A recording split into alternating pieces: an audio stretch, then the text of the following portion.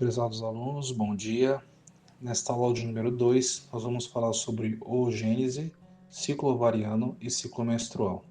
Mas antes, caso você não seja inscrito ainda nesse canal, eu convido você que se inscreva no nosso canal, curta esse vídeo e compartilhe com seus amigos e colegas de curso ou que estejam estudando esse tópico. Também ative o sininho das notificações para que você fique por dentro dos demais conteúdos do nosso canal. Então, a gametogênese é o processo de formação dos gametas ou processo meiótico que produz células haploides. Então, gametogênese é o processo de formação de gametas. Tá? Primeira coisa, pessoal, quem faz gametogênese? Onde ela ocorre tanto em mulher quanto em homens? A gametogênese ocorre em um local específico que são as gônadas sexuais. Tá ok? Somente células germinativas fazem gametogênese. E o processo de divisão celular é empregado na gametogênese é a meiose, tá ok? A meiose que vocês viram no segundo grau é aquela divisão reducional, tá ok?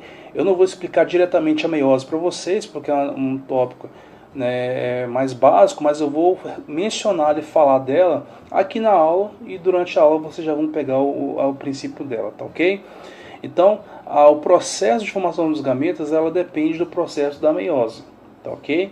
E quem vai fazer esse processo serão as células germinativas, tanto nas glândulas sexuais masculinas como nas glândulas sexuais femininas.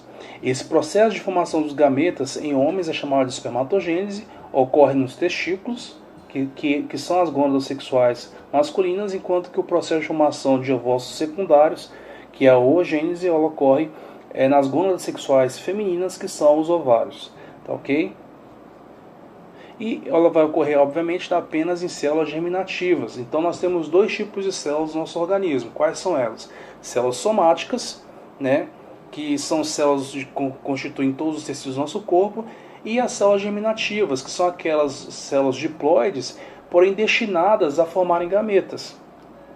São células que realizaram a meiose e formaram gametas. E essas células estão localizadas aonde no nosso organismo? Nas gônadas sexuais. Testículos nos homens, na forma de espermatogônias, e ovários nas mulheres na forma de oogônias. Tá ok? Ambas as células inicialmente são 2N e depois elas formarão gametas com genoma haploide, N. Tá? Então, as gônadas, é órgão que produz células sexuais, células germinativas, e também produz hormônios sexuais.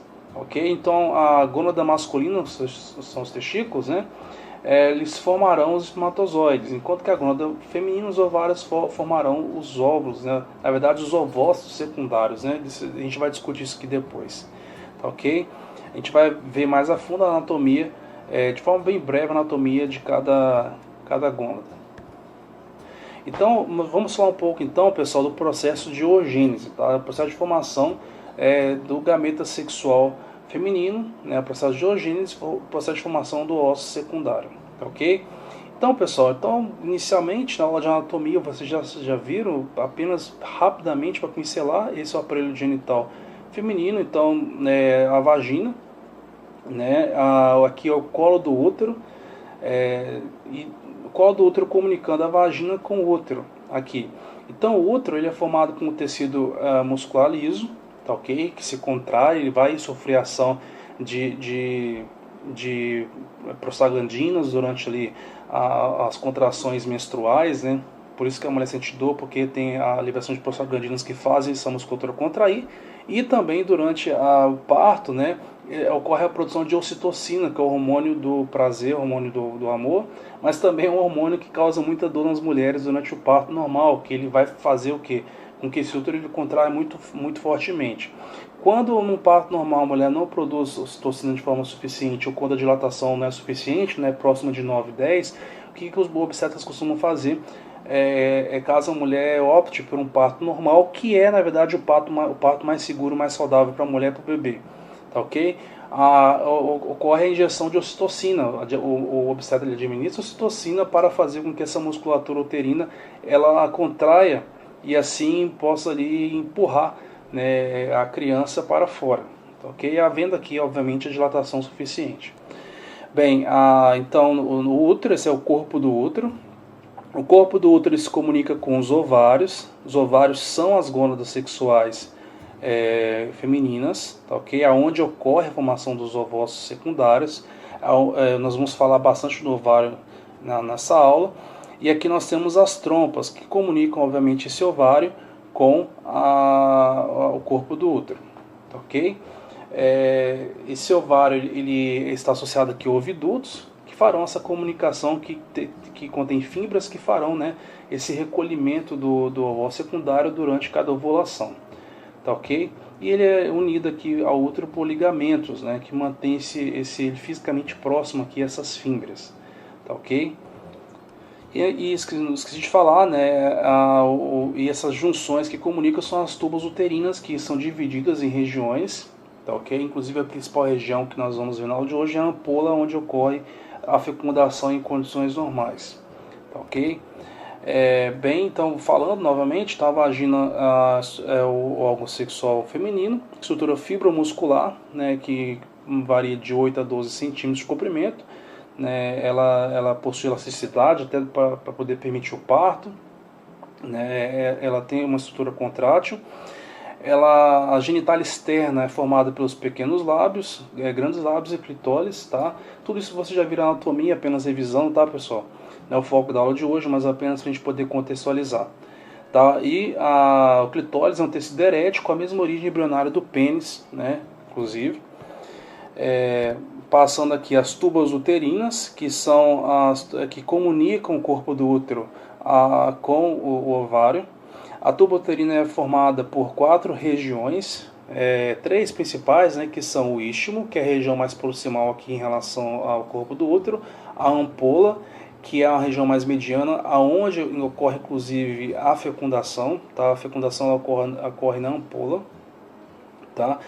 Alguns autores eles colocam também, né, uma região chamada infundíbulo, né, que é uma região mais distal aqui em relação ao corpo do útero, tá? E esse infundíbulo ele possui na sua extremidade as fímbrias. As fímbrias, durante a ovulação, mediante a ação de hormônios, elas irão fazer um movimento de oscilação de forma a fazer com que o ovócito secundário ele entre aqui pelo infundíbulo e ganhe acesso aqui à ampola, onde possivelmente ocorrerá uma fecundação eventualmente, caso tenha espermatozoides aqui disponíveis, tá ok? Bem, o útero é um órgão muscular, né, como eu falei com vocês, ele é formado, né, a sua estrutura é formada por uma musculatura lisa, tá ok? Obviamente contrátil, revestida obviamente por uma estrutura epitelial, que nós veremos depois que é o endométrio, tá ok?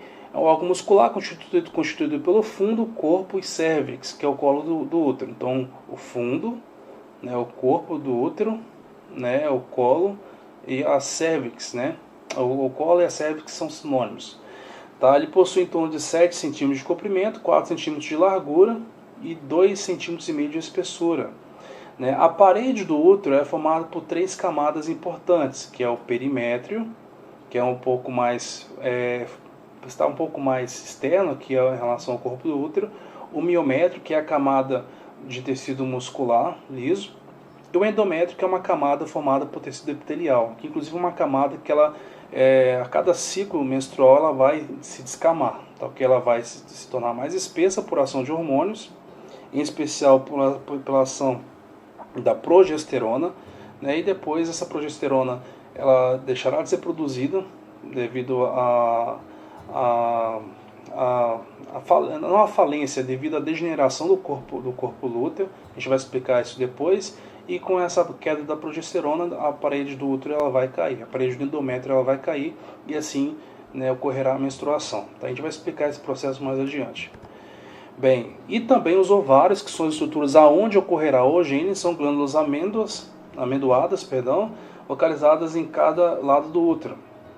É o local onde ocorre a oogênese ou ovogênese, tá? Oogênese ou ovogênese, tanto faz os dois.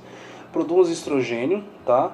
Que é um hormônio, inclusive, que dá muitos dos caracteres sexuais femininos, é um hormônio importante também para a regulação do ciclo ovariano, e a progesterona, que é um hormônio importante que vai promover o espessamento da parede do útero, da parede do endométrio, durante ali o ciclo menstrual, tá ok?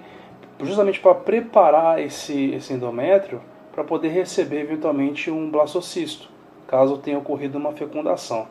Se a fecundação não ocorrer, a gente vai explicar esse processo depois, né, devido à ausência da fecundação, né, o corpo lúteo ele vai se degenerar e essa parede do endométrio ela vai cair, ocorrerá ali a menstruação. Tá, okay? A gente vai explicar todo esse ciclo mais adiante. Bem, processo de oogênese, quais são as características? Então, oogênese é a sequência de eventos onde os oogônios se transformam em ósseos primários. Pessoal, aqui vale ressaltar, pessoal, que o processo de oogênese em mulheres ele é um pouco complexo e ele se inicia desde o período embrionário da mulher. Então, desde quando a mulher ainda está na fase de embrião, naquele processo que eu expliquei para vocês de organogênese, que eu falarei nas próximas aulas, onde todos os órgãos eles se formam da 4ª até a 8ª semana de desenvolvimento. Nesse período também os órgãos sexuais também se formam, bem como as gônadas sexuais. Nas mulheres, todos os ósseos das mulheres, todas as orgônias são formadas nesse momento. Em torno de 40 mil orgônias em média são formadas ali naquele momento. Tá, ok? E o processo de formação do gameta, né, do ósseo secundário, ele só é concluído, né, ele é praticamente concluído na puberdade, mas ele só será finalizado eventualmente uma fecundação. Tá? Ele é um processo um pouco demorado, tá? Ele tem várias etapas diferentes, né, do que ocorre na espermatogênese. Tá, ok? Então, ele se inicia no início da vida fetal, ainda na fase embrionária. Então todas as oogônias se multiplicam por mitose, né, e crescem para formar os ossos primários, que são células com genoma diploide. Os ossos primários concluem a prófase 1 antes do nascimento, né, que é a primeira fase da meiose. Tá, ok? Eles vão concluir essa prófase 1 antes do nascimento. Os ossos permanecem na prófase 1 até a puberdade. Então eles realizam ali a meiose 1, mas eles param na prófase 1. E aí eles só vão retomar essa prófase 1, né, lá no início da puberdade. Ok? Antes de cada ovulação, o ósseo primário conclui essa primeira divisão meiótica, né, e forma o ósseo secundário, que já tem né, um genoma haploide. Na ovulação, o ósseo secundário inicia a segunda divisão meiótica, tá, ok? E progride até a metáfase 2 da meiose 2. Então, aqui ele já é uma célula N, já porém na metáfase 2. E essa metáfase 2 será o ósseo secundário que será ovulado, digamos assim, ele está na prófase 2, ele está, perdão, na meiose 2, no estágio de metáfase 2, tá? E ele é ovulado dessa forma. Ele só vai completar a prófase, ele só vai completar a meiose 2, ele só vai sair desse estágio de metáfase 2 e completar a meiose 2, caso ele seja fecundado por espermatozoide. Tá, ok? Então é um pouquinho mais complexo assim, a questão da oogênese, né? É um processo que ele começa lá na fase embrionária e só vai terminar em uma eventual fecundação. Muito diferente do que acontece nos espermatozoides. Então aqui, por exemplo, então nós temos o processo aqui de oogênese. Os eventos são muito parecidos em termos celulares, são parecidos com o que ocorre na espermatogênese, porém a execução dessas divisões é totalmente diferente do que acontece na formação dos espermatozoides, na espermatogênese. Então olha só, então as células germinativas, 2N, que são as oogônias ou ovogônias, essas células se proliferam durante o período embrionário através da mitose, formando em torno de 40 mil células ainda no nascimento. Ainda na fase embrionária, essas ovogônias elas se iniciam o processo de meiose 1, né, elas ainda como células 2N, e formarão, né, duas células N, tá, ok? No entanto, ela vai parar aqui na prófase 1, nessa primeira divisão. E ela vai parar desde o nascimento até onde? Até a puberdade, tá, ok? Aí na puberdade, quando a mulher começar a ovular, essa prófase 1 ela vai novamente se mover, vai desestacionar, digamos assim, e vai alcançar até a metáfase 2 da meiose 2, tá, ok? Quando a mulher começar a ovular, esse processo, essa meiose 1 ela vai concluir e vai iniciar a meiose 2. e a meiose 2 vai estacionar até a metáfase 2 dessa meiose 2. Tá ok? As células já são N, porém paradas na metáfase 2. E quando que vai terminar essa meiose 2, professor? Quando ocorrer eventualmente uma fecundação. Caso ocorra fecundação, aquele ovócito secundário será ovulado com seu ciclo de divisão meiótica parado na metáfase 2 da meiose 2. Tá ok? Ela vai só se completar se porventura ocorrer uma fecundação. Tá ok? E um outro ponto interessante, pessoal. Então, no próprio processo de meiose, o que acontece? A meiose é um processo em que uma célula 2N formará 4 células N. Tá ok? Então, primeira divisão, divisão reducional, 2N forma 2 células N, e cada célula N vai formar 2 células N. Então, formar-se-ão 4 células N aqui. Tá ok? Primeira divisão, separação dos cromossomos homólogos. A segunda divisão, separação das cromátides irmãs. No entanto, na oogênese, pessoal, acontece que três dessas células irão sofrer degeneração, formando corpúsculos polares. Tá ok? Que é glóbulos polares que nós veremos mais adiante na fecundação. Enquanto que somente uma célula dará origem ao ovócito secundário. Então, na oogênese ou ovogênese, uma ovogônia formará apenas um ovócito secundário. Diferentemente do que ocorre na espermatogênese, onde uma espermatogônia forma 4 espermatozoides. Tá ok? Então, mais uma vez, características do processo de ovogênese. Então, o ovócito primário em prófase 1,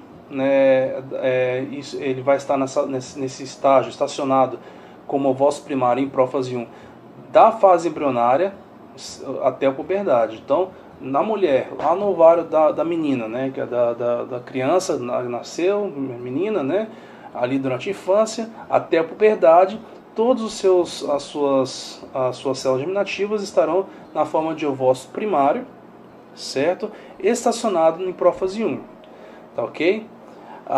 No quinto mês do desenvolvimento fetal da menininha, ela vai possuir lá nos seus ovários de 5 a 7 milhões de oogônios 2N, oogônios ou ovogônios. O ovário da criança recém-nascida, que é após o nascimento, possui em torno de 2 milhões de ósseos primários, que o ósseo primário tem um genoma ainda diploide. Tá ok? Por que é ainda diploide, professor? Porque ele parou na prófase 1.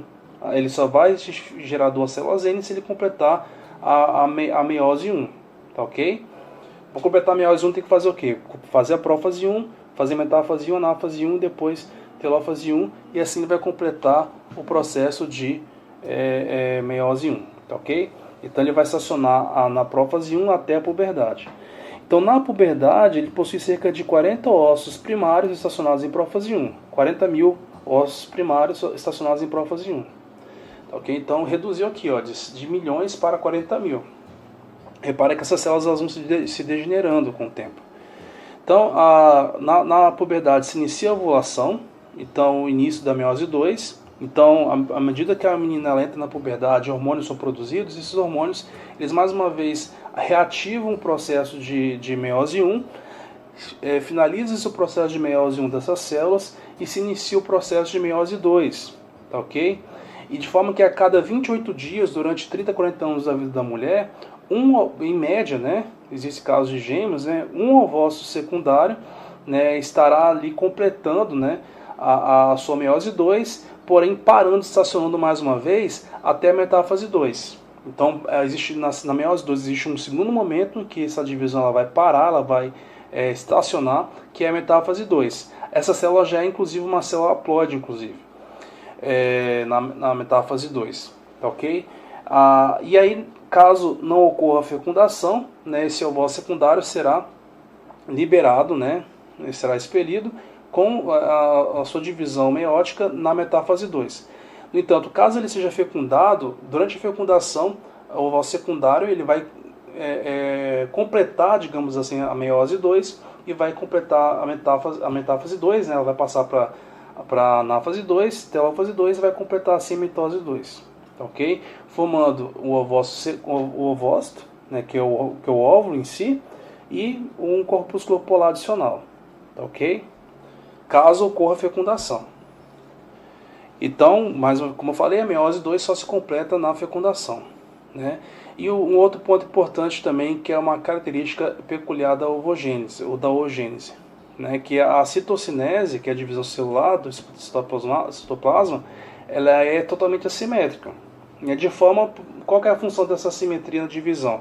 É garantir com que o conteúdo citoplasmático do ovócito secundário seja muito rico em organelas, em especial mitocôndrias. Por quê, pessoal?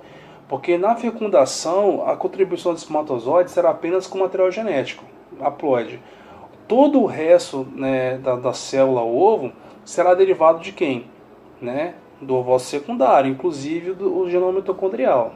Né? Por isso que todas as pessoas, sejam homens e mulheres, possuem o mesmo genoma mitocondrial das suas mães. A mesma cópia, é o mesmo, a não ser que ocorra uma mutação.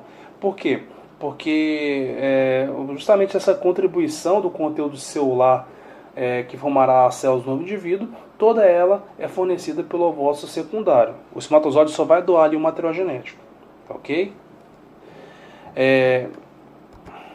Bem, após a puberdade, né, a atividade genital feminina ocorre em ciclos, diferentemente da masculina, que é contínua. Então, esse é outro aspecto. Então, a mulher sempre terá ali os ciclos reprodutivos. Né? Esse ciclo é dividido em dois momentos, né? Não momentos, mas em duas características, né? São características simultâneas, mas a gente pode entender o ciclo reprodutivo feminino com dois pontos de vista, né? O que é o ciclo ovariano e o ciclo menstrual. Tá? Explicando o ciclo feminino à luz do que acontece nos ovários e à luz do que acontece ali no endométrio. Tá, ok? A gente vai falar um pouco desses dois olhares. Então há dois ciclos interligados, né, no ciclo da mulher, que é o ciclo ovariano, que é um ciclo hormonal folicular, e o ciclo menstrual, com o ciclo uterino e endometrial. Tá, ok? O ciclo em si ele vai durar em média 28 dias, né, podendo variar, né, para menos até 23, 24 dias, e tem mulheres que têm um ciclo de até 38 dias. Tá, ok? Fora dessa faixa aí já é alguma anormalidade. Tá? Dura em média, tá, pessoal, 28 dias.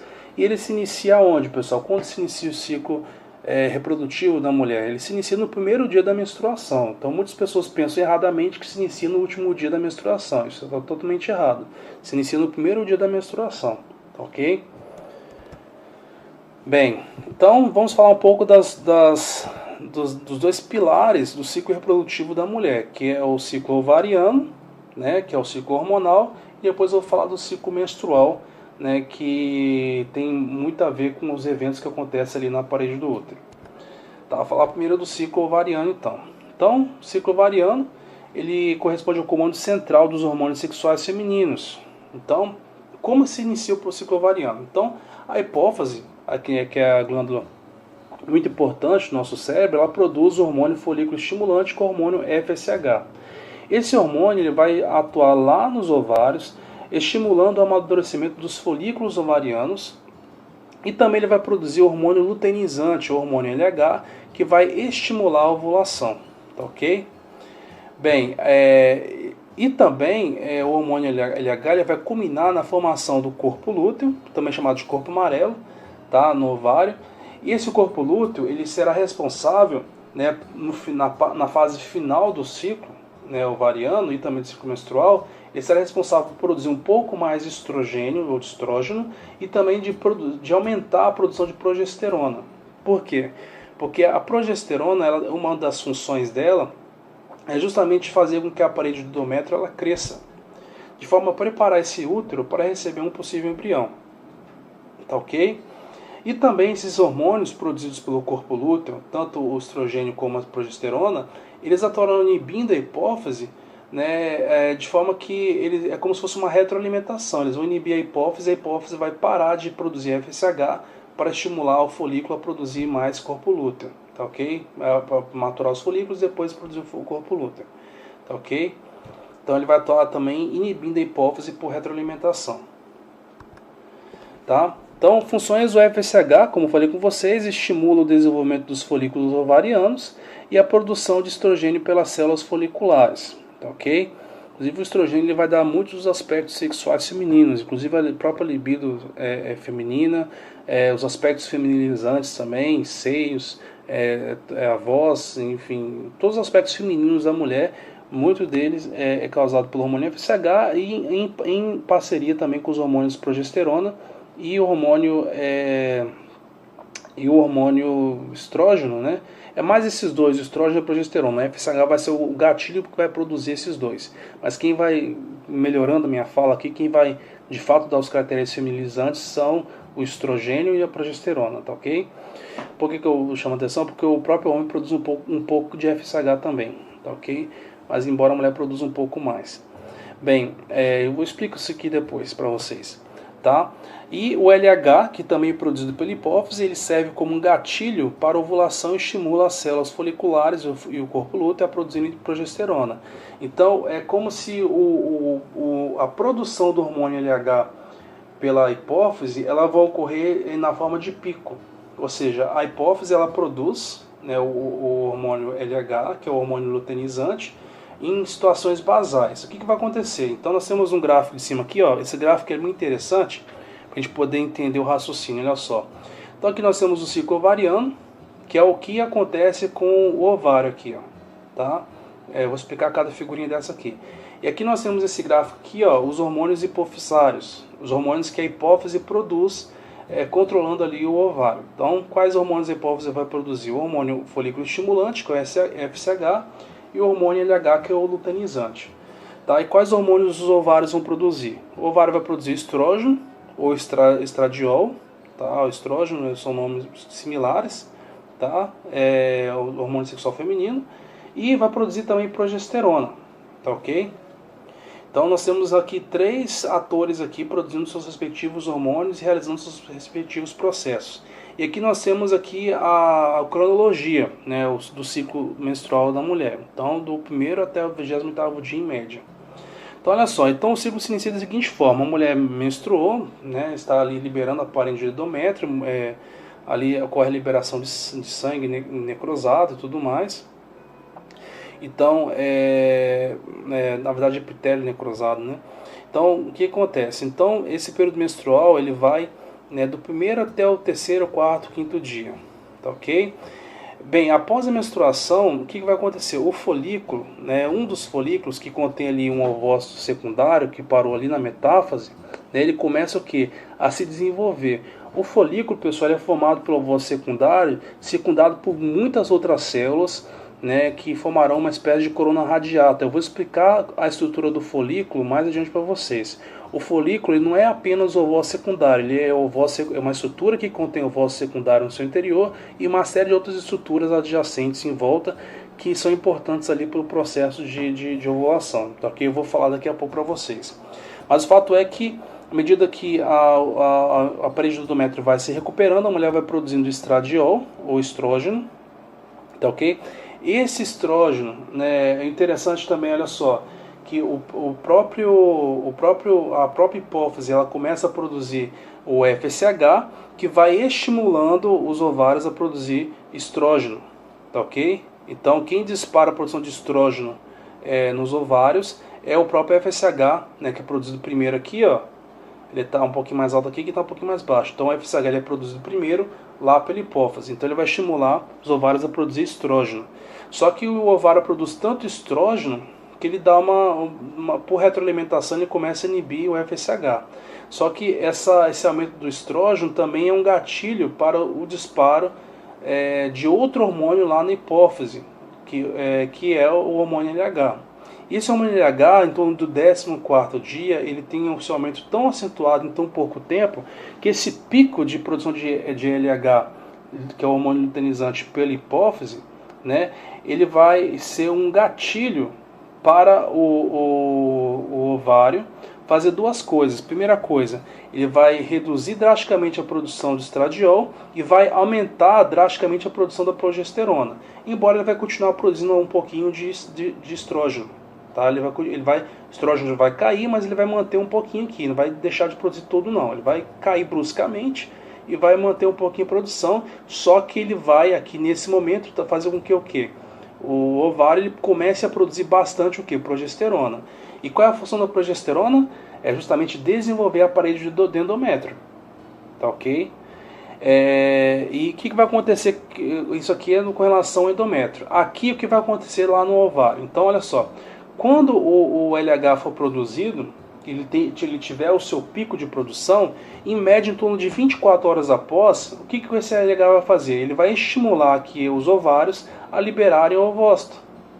Então qual que é o sinal hormonal para a liberação do ovócito? É o pico de LH. Então, tem como, teoricamente, você saber quando a mulher ovula?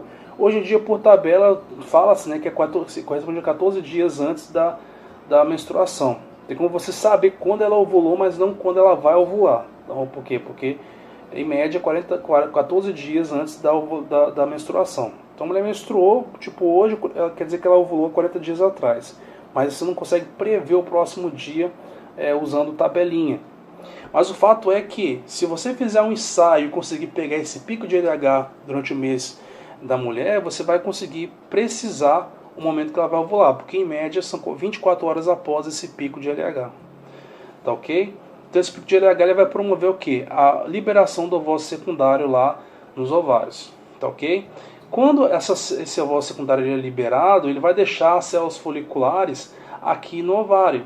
E essas células foliculares elas irão se diferenciar formando o corpo lúteo, que começará a fazer o que, pessoal? A produzir progesterona. E a função do corpo lúteo produzir progesterona serve para quê? O corpo lúteo produz progesterona porque a progesterona ela vai estimular o útero a produzir o que? O endométrio, a engrossar a parede do endométrio. Justamente para preparar esse útero para eventualmente, caso esse ovócito secundário for fecundado por um espermatozoide, depois de 6 dias, né, ele vai passar ali, vai sofrer as clivagens, vai virar blastocisto. No 6º dia ele vai estar na forma de blastocisto lá no útero. E aí o útero já estará pronto, já com o endométrio já bastante espesso, para poder eventualmente receber, né, ali o embrião. Ok? Caso isso aqui não aconteça, caso não ocorra ali uma fecundação, o que vai acontecer? Esse ovócito secundário não vai ser fecundado e vai passar direto ali pelas trompas, né, e pelo corpo do útero. O corpo lúteo ele vai produzir ali a progesterona, porém ele vai degenerar, tá? Essa degeneração do corpo lúteo pela ausência de uma gestação é explicada por quê? Por qual motivo? Eu vou explicar para vocês em uma aula mais adiante, mas a explicação adiantando, rápida, né? Se você não entender agora, não se preocupe que eu vou explicar isso em detalhes nas próximas aulas, é que caso ocorra uma fecundação, né, esse ovócito seja fecundado lá nas ampolas, né, ele vai gerar ali o blastocisto, né, quando ele chegar no útero, esse blastocisto vai se implantar, né, na parede do endométrio, na parede do útero, e vai gerar uma estrutura chamada sincício trofloblasto, que vai começar a produzir o hormônio beta-HCG. A função do beta-HCG é justamente evitar com que o corpo lúteo ele se degrade, ele se degenere. Porque o corpo lúteo ele se degenera, né, com no máximo 14 dias, né, poucos dias, né, após a sua formação ele já está se degenerando. Então, o que vai evitar a degeneração do corpo lúteo será justamente o beta-HCG que o próprio embrião implantado vai produzir. Tá? A gente vai explicar em detalhes esse processo mais adiante. Inclusive essa é a base do teste de urina para gravidez. Né? Então, se a mulher realmente ela está grávida, que se ocorreu ali a implantação, quer dizer que aquele blastocisto se implantou na parede do endométrio, gerou o sincício trofloblasto, que produziu o beta-HCG que aumenta no sangue da mulher. E aí você consegue detectar isso pela urina ou com o exame de sangue. Tá ok? Mas eu vou explicar isso mais adiante. Então o mesmo gráfico aqui, porém ampliado, né, que eu acabei de explicar para vocês. Aqui o gatilho para a ovulação será o pico de produção de hormônio luteinizante pela hipófise. Tá? Por que a hipófise produz hormônio luteinizante? Qual que é o sinal que ela precisa? O sinal que ela precisa é que o ovário aumente a produção de estradiol. O estradiol vai estimular a hipófise a produzir o hormônio LH. Tá ok? E quem que vai fazer o ovário produzir estradiol? Vai ser a própria hipófise. Por quê? Porque ela vai iniciar a produção de FSH que estimula os folículos ali do ovário a produzirem o estradiol. O estradiol ele aumenta tanto que vai ser um gatilho para que a hipófise produza o LH. O LH, por sua vez, aumentando, será um gatilho para que o corpo lúteo, as células foliculares, gerem ali o corpo lúteo que produz bastante progesterona. tá, ok? Que vai preparar ali esse útero através do espessamento do endométrio para receber possivelmente ali um embrião que foi formado pela possível fecundação, ok? Então é um processo, ele desencadeia em outro.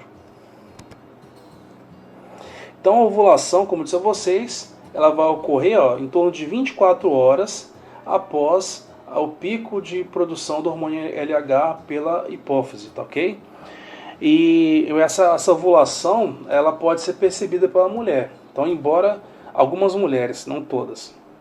Então, embora nós não consigamos precisar o dia da ovulação, é possível sim se você fizer um teste de sangue, né?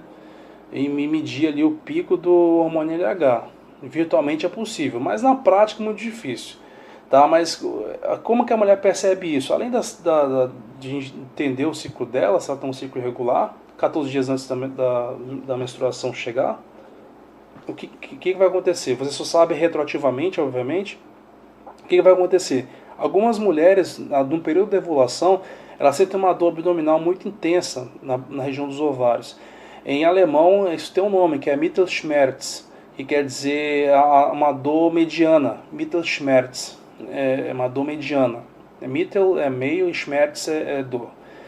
Então, essa dor que a mulher sente aqui na região dos ovários, em torno do período esperado da ovulação dela, pode ser um marcador para a ovulação. Então, isso quer dizer que 24 horas depois, né, não quer dizer que ela já está ovulando, né? Aí na ovulação, né, o ovócito ele tem um período aí ele tem até 24 horas para ser fecundado. Tá? Tem todo um período fértil ali que a gente vai poder depois discutir. Tem uma série de outros fatores também que influenciarão nesse período fértil, tá, ok? A gente vai falar um pouco mais adiante. Então aqui mostrando como que funciona o ciclo ovariano. Então este é um ovário, tá? Então lá no comecinho o ciclo ovariano ele acompanha o ciclo menstrual. Então esse ciclo aqui ele dura 28 dias, assim, em média, né? Assim como o ciclo menstrual que eu vou falar daqui a pouco para vocês. Tá, que é justamente a menstruação e o início da construção de um novo endométrio. Tá? Então, nós temos aqui os ovócitos secundários, tá, ok? Eles irão se diferenciar, não se diferenciar, mas irão se associar às células foliculares, que auxiliarão na formação do folículo. O que é o folículo? O folículo é justamente essa estrutura formada pelo ovócito secundário, e essas pequenas células aqui que formarão ali o folículo. Por que o folículo é importante, pessoal? Porque ele vai produzir uma série de hormônios, como o FSH, vai produzir uma série de hormônios estimulados pelo FSH, como o estradiol, o estrógeno e também a progesterona. Tá, ok? Na ovulação, né, quando ocorrer o pico de LH, o hormônio LH ele vai promover o que? A liberação desse ovócito secundário. Ok? Então vai ser o ovócito secundário com um pouco de células foliculares e vai ficar também uma massa importante de células foliculares que se diferenciarão por ação do hormônio LH, né, no corpo lúteo.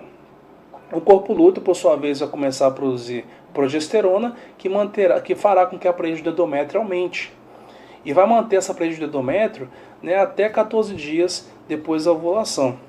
Depois esse corpo lúteo ele vai se degenerar em corpo albicans, vai parar de produzir progesterona e por conta disso o endométrio ele vai se desintegrar e vai cair, porque não tem mais a progesterona para mantê-lo. Quando ocorre uma gravidez, o que acontece? Antes desse corpo lúteo ele se degenerar, o próprio embrião já se implantou lá no endométrio e se iniciou a produção, né, devido a essa implantação, do beta-HCG, que mantém esse corpo lúteo ativo, funcionando e produzindo progesterona, que mantém ali o endométrio intacto e assim o embrião ele pode iniciar o seu desenvolvimento. Tá, ok? Mais adiante na gestação, quem vai produzir essa progesterona será a placenta, não mais o corpo lúteo. A gente vai falar um pouco mais disso nas próximas aulas. Tá, então aqui a estrutura de um folículo, né? Basicamente nós temos aqui o ovócito secundário com seu ciclo estacionado na metáfase 2, as células foliculares, que são células pequenas que auxiliarão aqui na produção de estradiol e também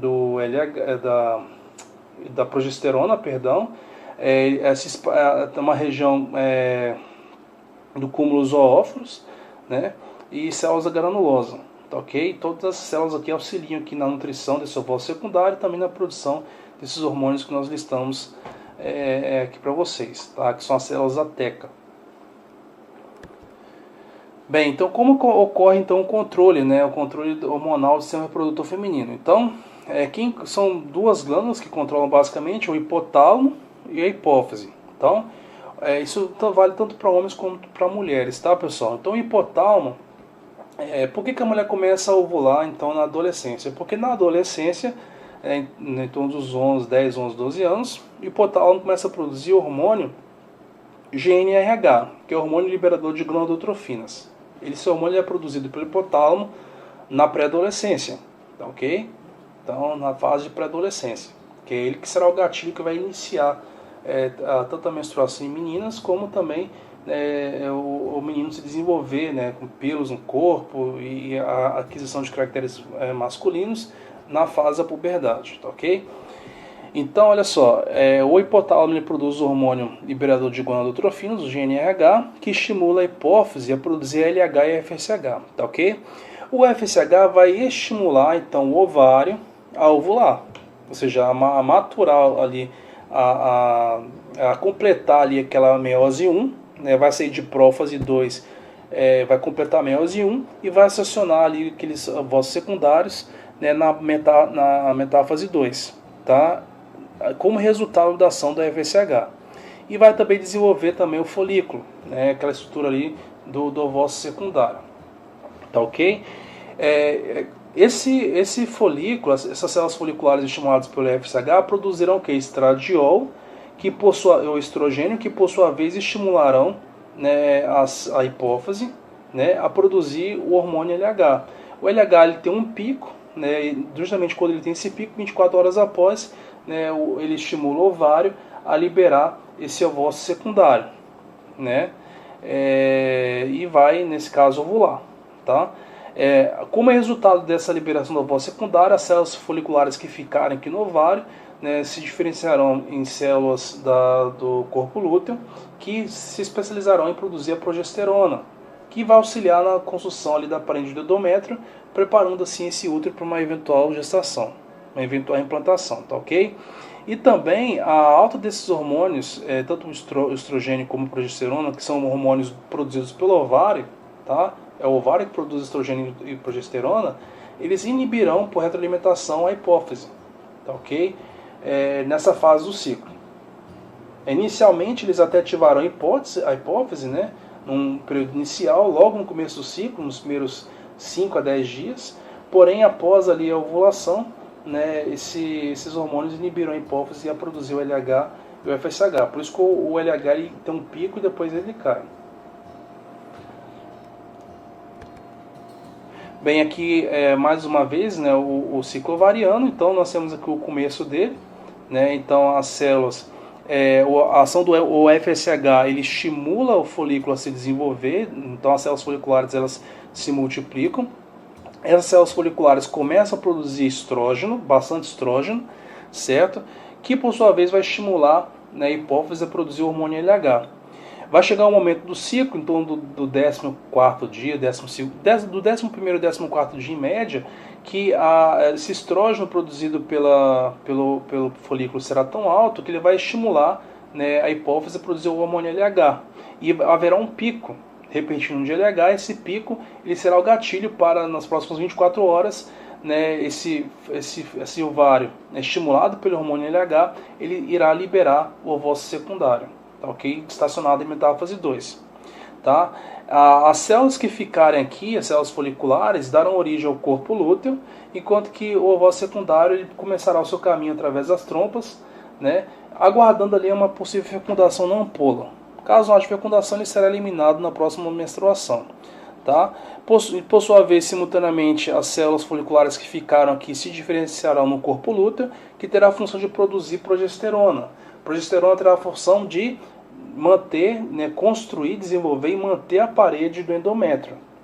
Desenvolver esse endométrio. Para que esse eventual ovócito secundário, caso seja fecundado, ele encontre um ambiente receptivo para a sua implantação lá no útero. Tá? Então, 6 dias após esse processo, tá ok? 6 dias após a fecundação, tá? Caso ocorra. Caso não ocorra fecundação, então o que vai acontecer? Não vai haver implantação desse ovócito secundário, obviamente, porque ele não foi fecundado e nem sofreu clivagem, nem formou blastocisto. Então não vai haver produção de beta-HCG, né? Ou seja, não vai haver o estímulo adicional do corpo lúteo, logo o corpo lúteo ele vai se degenerar. Né? Ele vai se degenerar e não vai mais conseguir produzir progesterona, e com isso a parede do endométrio ela vai cair. Bem, é isso que eu acabei de explicar, pessoal. Então, o corpo lúteo ele produz, né, a progesterona como uma forma de manter a parede do endométrio, um estímulo para o crescimento do endométrio, porém ele tem um tempo para produzir essa progesterona. Ele produz por alguns dias, ele mantém até 14 dias esse endométrio após a ovulação. Caso não ocorra uma fecundação, uma implantação que mantenha, né, a atividade desse corpo lúteo, ele vai degenerar em corpo albicans, vai deixar de produzir progesterona. Sem progesterona, a parede do endométrio ela vai cair, né, e assim vai ocorrer a menstruação. E também não vai ocorrer a implantação. Tá ok? Então uma coisa está relacionada com a outra. Agora, na gravidez, o que acontece? Então, a mulher ovulou, né, devido ao pico de hormônio LH, então houve ovulação, só que ocorreu a fecundação. Então, ocorreu onde? Na ampola. Então, o que vai acontecer? Vai ocorrer, se iniciar as primeiras clivagens, vai formar a mórula, depois o blastocisto. O blastocisto vai ser formado, vai completar sua formação quando esse embrião estiver onde? No útero. E aí, chegando no útero, o endométrio vai estar desenvolvido, porque a progesterona, né, produzida pelo corpo lúteo, ela fez com que o endométrio se desenvolvesse. Só que a tendência é esse endométrio ele cair. Só que por que na gravidez ele não cai? Porque assim que o blastocisto ele se implanta na parede do útero, ele vai gerar uma estrutura chamada cisticerofiblasto, que vai produzir o hormônio beta-HCG, que vai estimular a sobrevida do corpo lúteo e, por consequência, a continuidade da produção de progesterona, que é importante para poder manter a parede do endométrio e não deixar ela cair, não deixar ela menstruar. Então a menstruação ela será o quê? Interrompida nesse processo.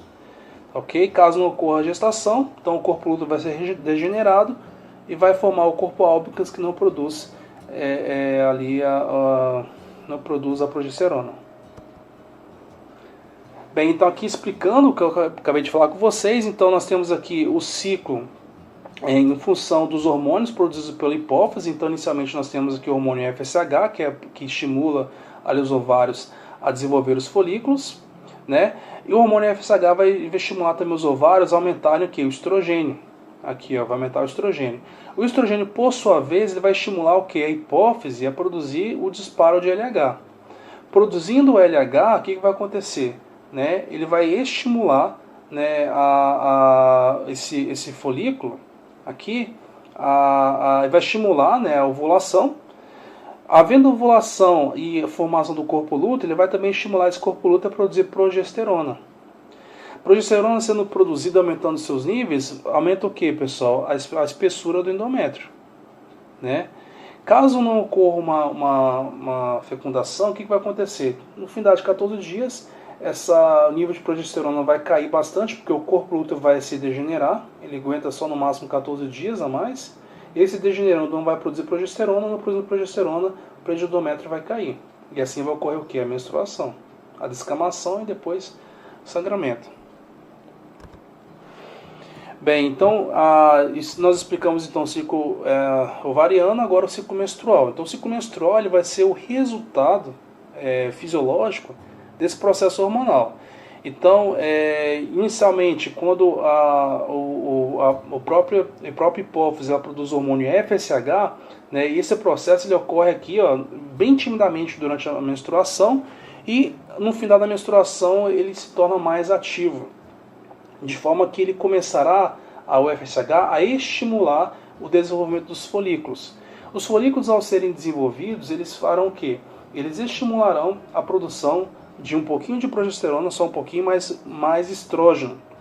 O estrógeno, por sua vez, começará a estimular a hipófise a produzir o hormônio LH, cuja produção máxima será em torno de um dia antes da ovulação. Então, se a ovulação ocorreu aqui no 14º dia, o pico de LH, né, da produção de LH pela hipófise será no 13º dia. Então, ocorrendo esse pico de LH, ele vai estimular os ovários a liberarem ali o ovócito secundário. Essa liberação do ovócito secundário vai ter duas resultantes. Vai liberar o ovócito secundário para sofrer eventualmente uma fecundação nas ampolas, mas vai deixar também uma massa de células foliculares que formarão ali o corpo lúteo. O corpo lúteo tem a função de produzir progesterona, que vai fazer o quê? Preparar, né, esse útero a produzir ali, a desenvolver o seu endométrio. Tá ok? Caso nesse ínterim, nesses 14 dias restantes, né, dentro dos 6 primeiros dias após a fecundação, né, ocorrer de fato a fecundação, o que vai acontecer? Após 6 dias, esse embrião chegará ao útero na forma de blastocisto. E o blastocisto ele vai se implantar na parede do endométrio, vai produzir o cistocistrofoblasto, vai gerar a produção de beta-HCG que vai manter o corpo lúteo trabalhando e assim, né, vai se desenvolver, né, o processo de menstruação, o processo de gestação, né, o início da gravidez. Agora, caso não ocorrer nenhum tipo de fecundação, o que vai acontecer? Né, esse embrião, esse ovócito secundário não será fecundado, ele chegará no útero, ele passará direto, né, isso vai demorar em torno de 14 dias, não vai ocorrer nenhuma produção de beta-HCG por parte do cistocistrofoblasto, porque não vai ter nem cistocistrofoblasto, porque não tem embrião, ele é uma estrutura do embrião, tá? Então isso vai fazer com que o corpo lúteo ele se degenere. Ele se degenerando vai parar de produzir a progesterona. Se não tem progesterona, a parede do endométrio vai cair. E se ela cair, o que vai acontecer? Ocorrerá a menstruação. Ok? Então, dessa forma, a menstruação ela pode ser dividida em 3 fases. A fase menstrual, que é a descamação, né, do endométrio em si, que dura de 1 a 5 dias. A fase proliferativa, que é resultado da ação da progesterona, um pouco inicialmente do estrógeno, inicialmente, mas depois mais a progesterona, que é onde de fato a parede do endométrio se torna mais espessa. E a fase luteal, né, quando após a ovulação, essa progesterona ela vai fazer com que esse endométrio ele cresça ainda mais. E vai manter esse endométrio aí até o 28º dia, aonde, né, ela não vai mais ter condições de manter esse endométrio. Então vai ocorrer o quê? Vai ocorrer a menstruação. Então, um ovócito ele é liberado a cada ciclo em média. Embora nós sabemos que uma mulher pode liberar mais de um ovócito, naturalmente, né, ou se ela passou por um processo de ovulação, né, de estímulo da ovulação, ela pode vir a ter gêmeos, inclusive múltiplos, né? Então, um ovócito é liberado, em média, a cada ciclo, né? E de 30 a 40 anos, né, são liberados cerca de 400 ovócitos secundários. Então, o ciclo menstrual ele ocorre paralelamente ao ciclo ovariano. Ele consiste em uma construção e uma desconstrução do endométrio. O 5º dia do ciclo ovariano, o endométrio ele inicia o processo de crescimento, espessura de 8 a 12 milímetros, muito por resultado da ocasião do estrógeno. Depois, no segundo momento, por ação da progesterona. 5 dias após a ovulação, o útero alcança o seu estado máximo de preparação e permanece por 9 dias por ação da progesterona agora nesse segundo momento. Se um blastocisto não se fixar nesse tempo, o endométrio ele vai entrar em colapso. Por quê? Porque o corpo lúteo vai se degenerar, vai parar de produzir progesterona, não havendo progesterona, o endométrio vai cair e assim haverá isquemia e o processo de menstruação normal da mulher. Tá ok? Então, se a fecundação não ocorrer, o que vai acontecer? Então, o corpo lúteo vai se degenerar, vai cessar a produção de progesterona, certo? E o endométrio ele vai deixar de ser sustentado pela progesterona, então ele vai sofrer uma isquemia. Haverá fase isquêmica, então ocorrerá a menstruação. Agora, e se a fecundação ocorrer?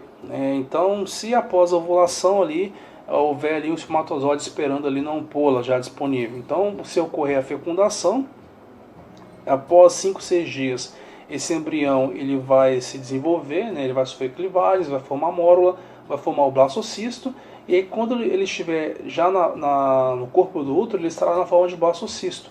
e ele vai se implantar na parede do endométrio.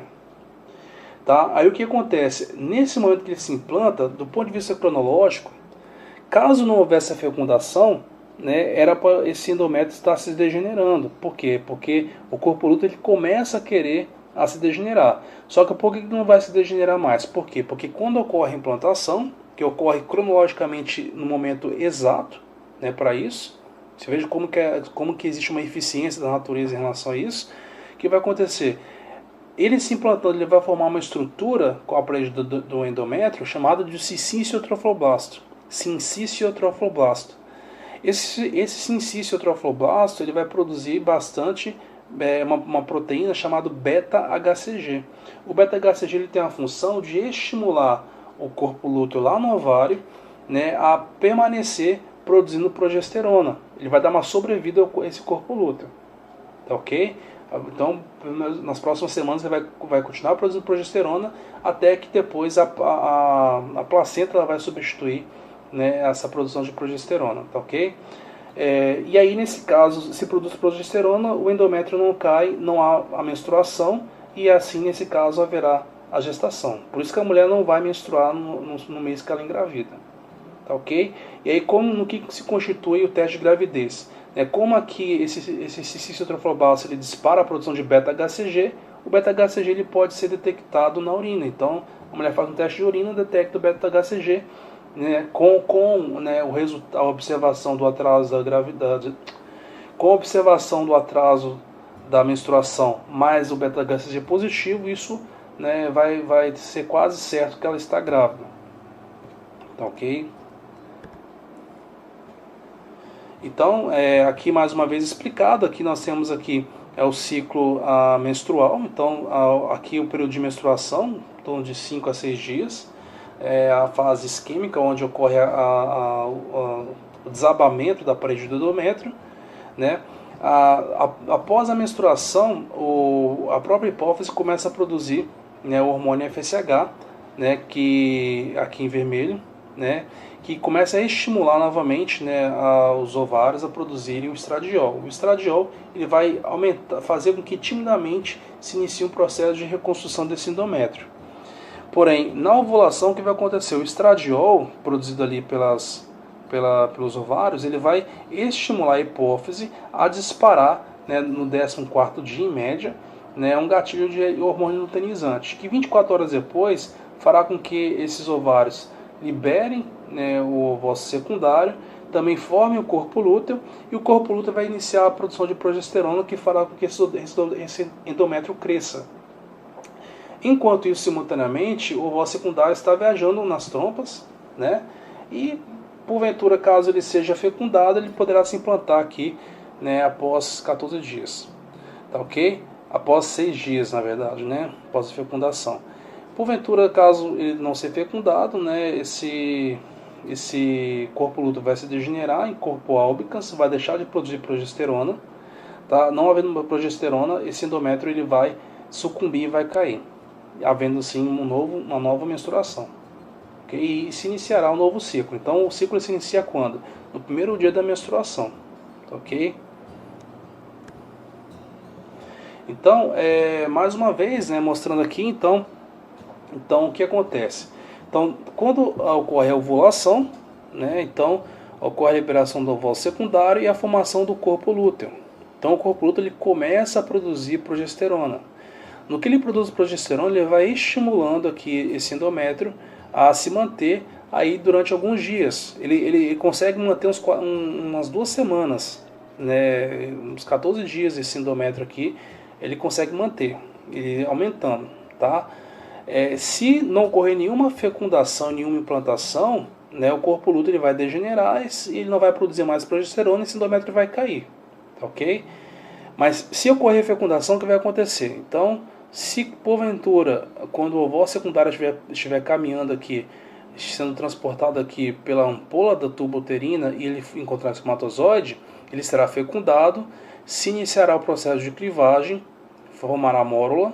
Quando chegar aqui no corpo do útero, essa mórula vai estar já na fase de blastocisto, que é uma fase específica que nós vamos falar nas próximas aulas. O blastocisto já né, após esses 5 a 6, 7 dias, irá se implantar na parede do endométrio. Quando ele se implanta, ele rapidamente vai formar uma estrutura chamada sincício trofoblasto, que vai disparar um sinal de beta-HCG no sangue. O beta-HCG tem a função de impedir com que o corpo lúteo se degenere, aumentando o tempo de vida desse corpo lúteo por algumas semanas ou meses. O corpo lúteo, então, continuará produzindo progesterona, né, e assim, né, esse endométrio não vai cair. Tá? Por que o endométrio cai? Porque o corpo lúteo para de produzir progesterona que dá suporte ao endométrio. Se não tem progesterona, o endométrio cai. Tá ok? Quem vai fazer o corpo lúteo continuar produzindo progesterona? O beta-HCG. Ele é produzido por quem? Pelo embrião implantado. Tá ok? Caso não formou nenhum embrião, então não vai ter beta-HCG. Após 14 dias, no máximo, o endométrio vai cair porque não tem mais progesterona.